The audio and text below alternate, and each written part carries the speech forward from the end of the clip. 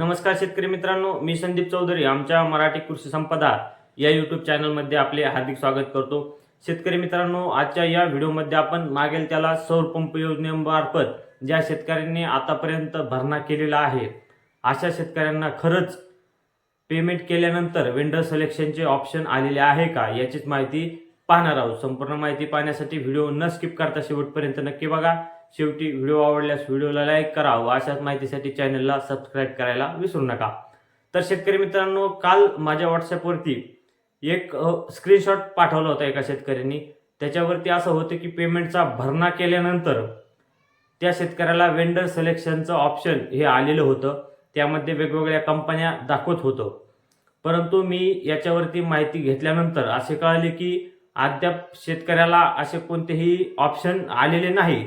परंतु जो काही शेतकरी दावा करत आहे किंवा तुमच्या जरी कानावरती एखादी गोष्ट आलेली असेल की वेंडर सिलेक्शनचे ऑप्शन आलेले आहे किंवा मला ज्या शेतकऱ्यांनी स्क्रीनशॉट टाकलेला आहे त्या शेतकऱ्याशी देखील मी बोललो की तुम्हाला ऑप्शन आलेले देखील असेल तरी देखील तुम्ही अद्याप वेंडर सिलेक्शन करू नये।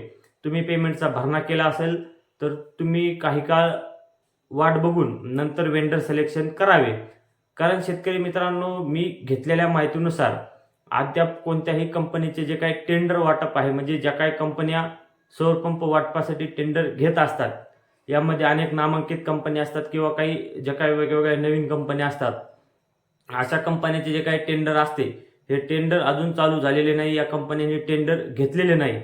त्यामुळे भरणा केल्यानंतर टेंडर जर घेतलेले असेल तरच त्या कंपनीचे नाव शेतकऱ्याला दाखवू शकते।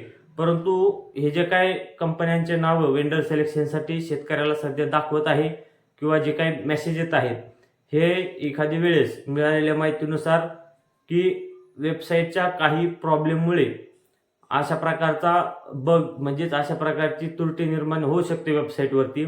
त्यामुळे शेतकऱ्याला एकच विनंती, जर तुम्हाला वेंडर सिलेक्शनचे ऑप्शन आलेला असेल तर तुम्ही अद्याप थोडं 4 दिवस 8 दिवस किंवा जवळजवळ जास्तीत जास्त 15 दिवस वाट बघून नंतरच वेंडर सिलेक्शन करावे, जेणेकरून यामध्ये तुमचा कसलाही तोटा होणार नाही। जर आम्हाला माहिती मिळाल्यानंतर आम्ही लवकरच ही माहिती तुमच्यापर्यंत पोहोच करू की कंपन्याचे टेंडर सुरू झालेले आहे किंवा वेंडर सिलेक्शन हे सुरू झालेले आहे।